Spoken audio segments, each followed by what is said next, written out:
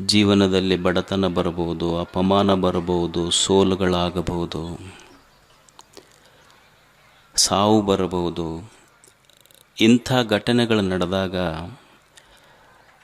ನಮ್ಮ ಹಿರಿಯರು ನಮಗೆ ಸಾಂತ್ವನದ ನುಡಿಗಳನ್ನು ಹೇಳ್ತಿರ್ತಾರೆ. ಏನಾಗಿದ್ದು ಮರೆತು ಬಿಡು, ಹೊಸ ಮನುಷ್ಯ ಆಗಿ ಬದುಕಬೇಕು ಅಂತ. ಏನಾಗಿದ್ದು ಮರೆತು ಬಿಡು, ಹೊಸ ಮನುಷ್ಯ ಆಗಿ ಬದುಕಬೇಕು. ಹೊಸ ಮನುಷ್ಯ ಆಗಿ ಬದುಕೋದಂದ್ರೆ ಏನು? ದಿವಸ ಬೆಳಗ್ಗೆದ್ದು ಕ್ಯಾಲೆಂಡರ್ ಪೇಪರ್ ಹರ್ಕೊಂತ ಕುಂದ್ರದ ಹೆಂಗ? ಹೊಸ ಮನುಷ್ಯನಾಗುವ ಬಗೆ ಹೇಗೆ? ಹೆಂಗ ಹೊಸ ಮನುಷ್ಯ ಆಗ್ತಾನ? ಏನು ಸೂರ್ಯನನ್ನು ಹೊಸಬನನ್ನಾಗಿ ಮಾಡಲಿಕ್ಕೆ ಸಾಧ್ಯ ಇದೆಯಾ? ಭೂಮಿಯನ್ನು ಹೊಸ ಭೂಮಿಯನ್ನು ಮಾಡಲಿಕ್ಕೆ ಸಾಧ್ಯ ಇದೆಯಾ? ಹರಿಯುವ ನದಿಗಳನ್ನು ಹೊಸ ನದಿಗಳನ್ನಾಗಿ ಮಾಡಲಿಕ್ಕೆ ಸಾಧ್ಯ ಇದೆಯಾ?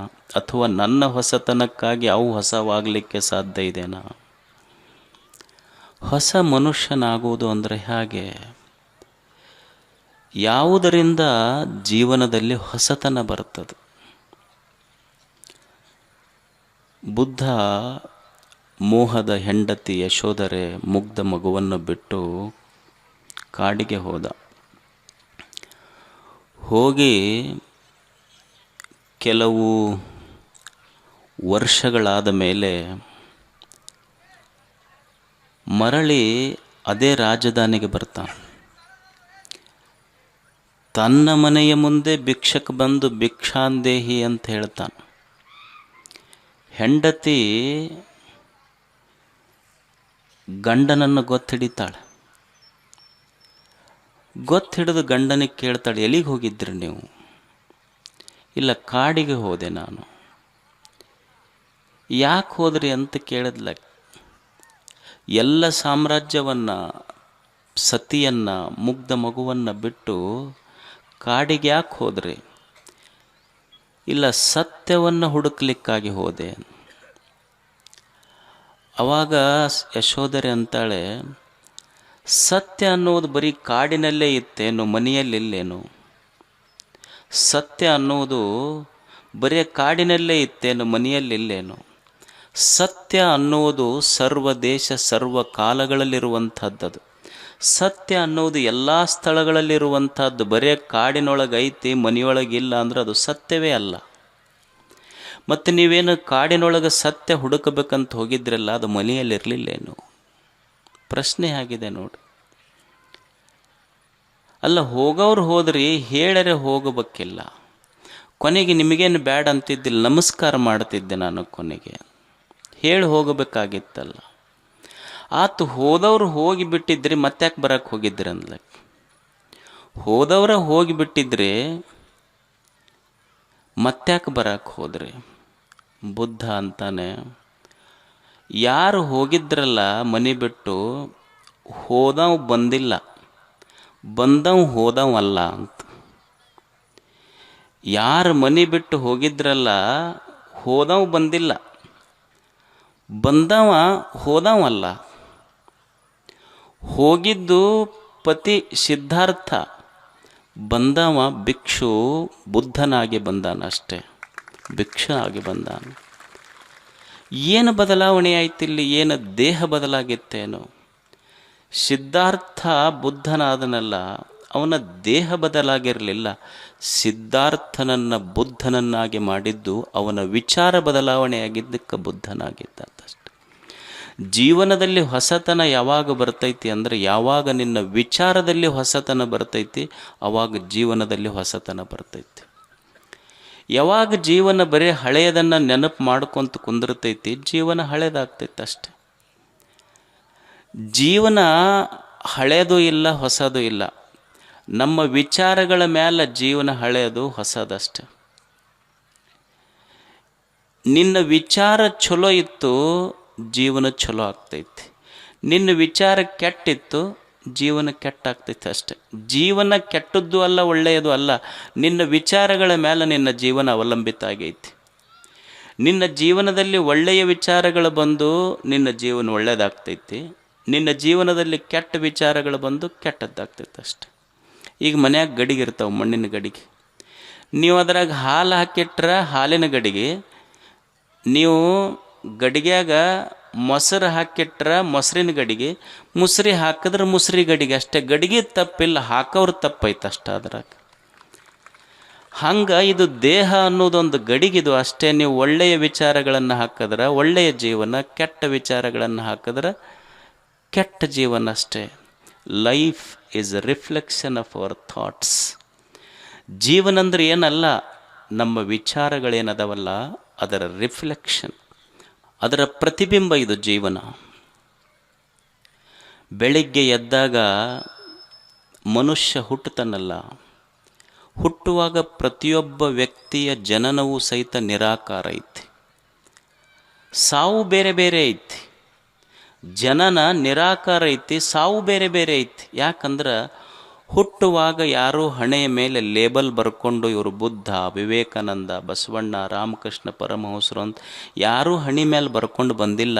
ಇಲ್ಲಿ ಬಂದ ಆಗ್ಯಾರಲ್ಲ, ಎದರಿಂದ ಆಗ್ಯಾರಂದ್ರೆ ವಿಚಾರಗಳಿಂದ ಆಗ್ಯಾರಷ್ಟೆ. ದೊಡ್ಡ ವಿಚಾರ ಬಂದಿದ್ದಕ್ಕೆ ದೊಡ್ಡವರಾಗ್ಯಾರ, ನಮಗೆ ಸಣ್ಣ ವಿಚಾರ ಇದ್ದಿದ್ದಕ್ಕೆ ಸಣ್ಣವರಾಗಿವಷ್ಟೇ. ದೊಡ್ಡವರು ಸಣ್ಣವರು ಇಲ್ಲ, ವಿಚಾರ ದೊಡ್ಡದಿತ್ತು ದೊಡ್ಡವರು, ವಿಚಾರ ಸಣ್ಣದಿತ್ತು ಸಣ್ಣವರಷ್ಟೆ. Education is not about employment, it is about enlightenment. ಶಿಕ್ಷಣ ಅಂದ್ರೆ ಏನಲ್ಲ, ಶಿಕ್ಷಣ ಅಂದ್ರೆ ಉದ್ಯೋಗ ಕೊಡೋದಲ್ಲ.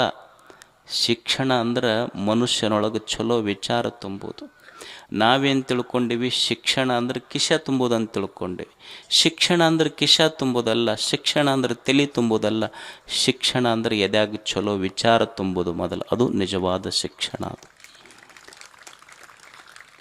ನಮ್ಮದು ಹೆಂಗಾಗೈತಿ ಅಂದ್ರೆ, ಈಗ ಜಾಗೃತ ಅದೇ, ಇಲ್ಲಿ ಜಾಗೃತಾವಸ್ಥೆಯಲ್ಲಿ ನೂರಾರು ವಿಚಾರಗಳು ನಮಗೆ ಬೇಕೋ ಬೇಡೋ ಬರ್ತಾವಿಲ್ಲ. ಮತ್ತೆ ಮಕ್ಕೊಂಡಿರ್ತೀವಿ, ಕನಸಿನ್ಯಾಗ ಮತ್ತೆ 100 ವಿಚಾರಗಳು. ನಿದ್ದೆ ಹತ್ತದೊಳಗೆ ವಾಸನೆಯ ರೂಪದಲ್ಲಿ ವಿಚಾರಗಳು, ಅಜ್ಞಾನ ರೂಪದಲ್ಲಿ ಉಳಿದಿರ್ತೈತೆ ಒಳಗೆ ವಿಚಾರ. ಮತ್ತು ಬೆಳಗ್ಗೆ ಎದ್ದು ಕೂಡಲೇ ವಿಚಾರಗಳು ಶುರು ಮಾಡ್ತೇವೆ. ಈಗೊಂದು ನೀವು ರೈತರು ಏನೋ ಒಂದು ಲೋಡ್ ತುಂಬ್ಕೊಂಡು ಹೋಗ್ತೀರಿ, ಅಡತಿ ಅಂಗಡಿಗೋ ಕಿರಾಣಿ ಅಂಗಡಿಗೋ, ಅದನ್ನು ಇಳಿಸಿ ಬೇರೆ ತುಂಬ್ತಿರಿಲ್ಲ. ಮೊದಲು ಇದ್ದಿದ್ದು ಲೋಡ್ ತುಂಬಿ ಇಳಿಸಿ ಲಾರ್ಯಾಗ ಒಯ್ದಿದ್ರಂದ್ರೆ ಅದನ್ನು ಇಳಿಸಿ ಮತ್ತೆ ಬೇರೆ ಮಾಲ್ ತುಂಬ್ತೀರಿ, ಹಾಕೊಂಬರ್ತೀರಿ. ಆದರೆ ಮನುಷ್ಯನ ತಲೆ ಲೋಡ್ ಹಂಗಲ್ಲ. ಜಾಗ್ರದೊಳಗೊಂದಿಷ್ಟು ವಿಚಾರಗಳು ಬಂದಾವ, ಸ್ವಪ್ನದೊಳಗೆ ಬಂದಾವ, ಸುಸುಪ್ತಿಯೊಳಗೆ ಅದಾವ. ಮತ್ತು ಬೆಳಗ್ಗೆ ಎದ್ದು ಕೂಡಲೇ ನಿನ್ನೆವೇನು ಅನ್ಲೋಡ್ ಮಾಡೇ ಇಲ್ಲ, ಮತ್ತು ಹೊಸವು ತುಂಬಿದ್ದಂಗೆ. ಯಾಕೆ ವಿಚಾರಗಳಿಗೆ ಅಷ್ಟು ಪ್ರಾಮುಖ್ಯತೆ ಅಂದ್ರೆ, ಈಗ ನೀವೊಂದು ಬಾವಿ ಇರ್ತೈತಿ, ಬಾವಿಯೊಳಗೊಂದು ಸಣ್ಣ ಹಳ್ಳ ಒಗೆರಿ, ಆ ಹಳ್ಳದ ತರಂಗ ಬಾವಿ ತುಂಬ ತೊಗೊತೈತದು. ಬಾವಿ 30 ಫೀಟ್ ಬೈ 30 ಫೀಟ್ ಐತಿ, ಒಗೆದಿದ್ದು ಸಣ್ಣ ಅರ್ಧ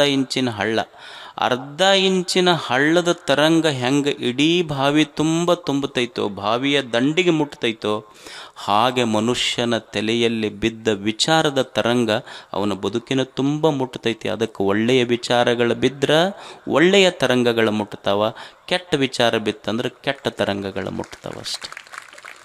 ವಿಚಾರಗಳ ಮೇಲೆ ಅವಲಂಬಿತ ಆಗಿರ್ತದೆ. ವಿಚಾರಗಳು ಬರಬೇಕು ಚಲೋ ಮನುಷ್ಯ. ಒಬ್ಬ ಕಣ್ಣಿಲ್ಲದ ವ್ಯಕ್ತಿ ಇದ್ದ. ಕಣ್ಣಿಲ್ಲದ ವ್ಯಕ್ತಿ ದೇವಸ್ಥಾನಕ್ಕೆ ಹೊಂಟಿದ್ದ. ಯಾರೋ ಒಬ್ಬರು ಅವನು ನಿಂದ್ರಿಸಲಿಗೆ ಹೊಂಟಿ ಅಂತ ಕೇಳಿದ್ರು. ದೇವಸ್ಥಾನಕ್ಕೆ ಹೊಂಟಿನಂದ. ನಕ್ರವ್ರು, ಅಲ್ಲ ನಿನಗ ಕಣ್ಣು ಕಾಣೋದಿಲ್ಲ, ದೇವಸ್ಥಾನಕ್ಕೆ ಹೊಂಟಿಯಲ್ಲ, ದೇವ್ರನ್ನೇನರ ನೋಡ್ತೀಯನ್ ನೀನಂತ. ಇಲ್ಲ ಅಂದವ. ಮತ್ತು ದೇವಸ್ಥಾನಕ್ಕೆ ಎದಕ್ಕೆ ಹೋಗ್ತೀನಿ ನೀನು? ಅಲ್ಲ, ನಾನು ದೇವರನ್ನು ನೋಡೋದಿಲ್ಲ, ದೇವರು ನನಗೆ ನೋಡ್ತಾನನ್ನುವ ಭರವಸೆಯಿಂದ ದೇವಸ್ಥಾನಕ್ಕೆ ಹೋಗ್ತೇನೆ ನಾನು. ಇದು ವಿಚಾರ ಹೇಳ. ಮನುಷ್ಯನ ವಿಚಾರ ಅವನ ಬದುಕಿನ ಮೂಲ ಬುನಾದಿ. ನಮ್ಮ ವಿಚಾರ ಹೆಂಗಾಗ್ಯಾವಂದ್ರೆ, ನಮ್ಮ ವಿಚಾರಗಳು ಕೆಟ್ಟಾವ. ಬೆಳಗ್ಗಿಂದ ಸಾಯಂಕಾಲದವರೆಗೆ ನಮ್ಮ ವಿಚಾರ ಹೆಂಗಂದ್ರೆ, ನಾವು ಹೇಳೋದು ಎಲ್ಲರ ಮುಂದೆ ಹೇಳುವ ಹಾಡು ಹೆಂಗಂದ್ರೆ, ಏನು ರೀ ಜೀವನ ಸಾಕಾಗಿಬಿಟ್ಟೈತೆ ನಮಗೆ. ಜೀವನ ಸಾಕಾಗೈತಿ. ಏನು ಎಷ್ಟು ದುಡಿತೀವಿ, ಕಣ್ಣಿಗೆ ಕಾಣ್ತೈತಿ ಕೈಗೆ ಹತ್ತೋದಿಲ್ಲ. ಕಣ್ಣಿಗೆ ಕಾಣ್ತೈತಿ ಕೈಗೆ ಹತ್ತೋದಿಲ್ಲ, ಬರ್ರ ಬುಷ್ ಅಂತಾರೆ ಅನ್ನೋದಿಲ್ಲ. ನಾವೆಷ್ಟು ಚಲೋದು ಮಾಡ್ತೀವಿ ರೀ, ಮಂದಿ ನಮಗೆ ಭಾಳ ಕೆಟ್ಟದ್ದು ಮಾಡುತ್ತಾರೆ. ನಾವೆಲ್ಲ ಎಷ್ಟು ಮಂದಿಗೆ ಒಳ್ಳೇದು ಮಾಡ್ತೀವಿ, ನಮಗೆ ಮಂದಿ ಕೆಟ್ಟದ್ದು ಮಾಡುತ್ತಾರೆ. ನಾವೆಷ್ಟು ದೇವರು ದಿಂಡ್ರು ಅಂತ ಎಲ್ಲ ನಡ್ಕೊತೀವಿ, ನಮಗೇನು ಒಳ್ಳೇದಾಗೈತೆ ರೀ ಜೀವನದಾಗ? ಯಾರು ಇಲ್ಲ ನೋಡ್ರಿ ನಮ್ಮ ಪಾಲಿಗೆ, ದೇವರಿಲ್ಲ ದಿಂಡ್ರಿಲ್ಲ. ಇಷ್ಟು ನಿರಾಶೆಯಿಂದ ಮನುಷ್ಯ ಬದುಕಕತ್ತಾನಲ್ಲ. ವಿಚಾರ ಮಾಡಕತ್ರ ಜ್ಞಾನಿಗಳು, ಋಷಿಗಳು, ಯಾಕೆ ಮನುಷ್ಯ ಇಷ್ಟು ನಿರಾಶೆಯಿಂದ ಬದುಕ್ತಾನ? ನೀವು ನಿಸರ್ಗ ನೋಡ್ರಿ ಎಷ್ಟು ಚಂದ ಬದುಕ್ತೈತದು. ಈಗೊಂದು ನವಿಲು ಇರ್ತೈತಿ, ನವಿಲು ಕುಣ್ಯಾಕೆ ಶುರು ಮಾಡ್ತೈತಿ. ಯಾವಾಗ ಅಂದ್ರೆ ಮಳಿನೇ ಬಂದಿಲ್ಲ ಅದಕ್ಕೆ, ಬರೀ ಮೇಘಗಳ ಗರ್ಜನೆ ಆದ್ರೆ ಸಾಕು ಕುಣಿತೈತಿ ನವಿಲಿಗೆ ಮಳಿ ಬರ್ಬೇಕಂತಿಲ್ಲ, ಬರೀ ಮೇಘಗಳ ಗರ್ಜನೆ ಆದ್ರೆ ನವಿಲು ಕುಣ್ಯಾಕೆ ಶುರು ಮಾಡ್ತೈತಿ. ಕೋಗಿಲೆ ಮಾವಿನ ಗಿಡದಾಗ ಮಾವಿನ ಹಣ್ಣು ಬಿಟ್ಟಿಲ್ಲ, ಬರೀ ಚಿಗುರು ಬಿಟ್ಟೈತಿ, ಚಿಗುರು ಬಿಟ್ಟರೆ ಹಾಡಕ್ಕೆ ಶುರು ಮಾಡ್ತೈತದು. ನವಿಲ ಮಳಿ ಬಂದಿಲ್ಲ, ಮೇಘಗಳ ಗರ್ಜನೆ ಆದ್ರೆ ನವಿಲ ಕುಣ್ಯಾಕೆ ಶುರು ಮಾಡೈತಿ. ಮಾವಿನ ಹಣ್ಣು ಬಂದಿಲ್ಲ, ಬರೇ ಚಿಗುರು ಬಂದ್ರೆ ಚಿಗುರು ತಿಂದು ಕೋಗಿಲೆ ಹಾಡಕ್ಕೆ ಶುರು ಮಾಡೈತಿ. ಇವ ಮನುಷ್ಯ ಅಳಾಕತ್ತಿದ್ದೆ. ಅವ ಕೇಳ್ದ ದೇವ್ರು, ಅಲ್ಲೋ ಅದಕ್ಕೆ ಮಳಿ ಸೈತಿಲ್ಲ, ಬರೀ ಗರ್ಜನೆ ಮಾಡಿದ್ರೆ ಕುಣ್ಯಾಕತ್ತೈತಿ ನವಿಲ. ಅದಕ್ಕೆ ಮಾವಿನ ಹಣ್ಣು ಕೊಟ್ಟಿಲ್ಲ, ಬರೀ ಚಿಗುರು ಕೊಟ್ಟಿನಿ ಹಾಡಾಕತ್ತೈತಿ ಕೋಗಿಲೆ. ನಿನ್ನ ಮನ್ಯಾಗ ಹಣ್ಣು ತಂದು ಒಟ್ಟಿನಿ, ಆದರೂ ಅಳಾಕತ್ತಿ ಅಲ್ಲಿ ಯಾಕ? ಇನ್ನೂ ರೇಟ ಬಂದಿಲ್ಲ ಹಣ್ಣಿಂದಂತೆ. ಇವ ರೇಟ್ ನೋಡ್ಕೊಂತ ಕುಂತಾನ. ಅವ ದೇವ್ರ ಕೇಳ್ದಲ್ಲೋ, ನಿಮಗೇನು ಮಳಿ ಕೊಟ್ಟಿಲ್ಲ, ಬರೀ ಗರ್ಜನೆಗೆ ನೀ ಕುಣಿತಿ, ಬರೀ ಚಿಗುರು ಕೊಟ್ಟರೆ ಚಿಗುರು ತಿಂದು ಹಾಡಾಕತ್ತಿ, ಇವನಿಗೆ ಹಣ್ಣು ಕೊಟ್ಟಿನಿ ಅಳಾಕತ್ತಾನಲ್ಲಿ ಯಾಕ? ಅವೆರಡೂ ಕೂಡಿ ಹೇಳ್ದು ಅಂತ ದೇವ್ರಿಗೆ. ಈಗ ಇವ ಒಬ್ಬನೇ ಹಿಂಗಿಲ್ಲ, ಪೂರ ಇವ್ರ ಜಾತಿನೇ ಹಿಂಗೈತಂದು. ಮತ್ತು ನೀ ತಪ್ಪು ತಿಳ್ಕೊಂಡು ಇವ ಒಬ್ಬನೇ ಹಿಂಗದಾನಂತ ತಿಳ್ಕೊಂಡು. ಇವ ಒಬ್ಬನೇ ಅಲ್ಲ, ಇವ್ರ ಪೈಕಿ ಏನದಾರಲ್ಲ ಅಷ್ಟು ಇವ್ರ ಜಾತಿನೇ ಹಿಂಗೈತೆ ಪೂರ. ಇದು ನೀ ಏನು ಕೊಟ್ಟರು ಇವ್ರು ಎಂದೂ ನಕ್ಕೊಂತಿಲ್ಲ ಇವರು. ಅಲ್ಲ, ಮುಂದೆ ಏನು ಮಾಡ್ಬೇಕಂದ ದೇವ್ರು? ಏನೂ ಮಾಡೋದಿಲ್ಲ, ಜಾಗ ಖಾಲಿ ಮಾಡಿಲ್ಲ. ಇನ್ನೊಂದು ಸ್ವಲ್ಪ ಹೊತ್ತು ನೀ ಕುಂತಂದ್ರೆ ನಿನ್ನ ತಲೆ ಕೆಡಿಸ್ತಾರ ಅವ್ರು. ಇನ್ನೊಂದು ಸ್ವಲ್ಪ ಹೊತ್ತು ನೀ ಕುಂತಂದ್ರೆ ನಿನ್ನ ತಲೆ ಕೆಡಿಸ್ತಾರ ಅವರು. ಅಂದ್ರೆ ಮನುಷ್ಯನಿಗೆ ಈ ನಿರಾಶೆಗಳು ಬಂದಿದ್ದು ನಿರಾಶಾದಾಯಕ ವಿಚಾರಗಳಿಂದ. ಋಷಿ ಚಿಂತನೆ ಮಾಡಿದ ಯಾಕೆ ಮನುಷ್ಯನಿಗೆ ಅವನಿಗೆ ಜೀವನದಲ್ಲಿ ಜಿಗುಪ್ಸೆ ಬಂತು, ನಿರಾಶೆ ಬಂತು?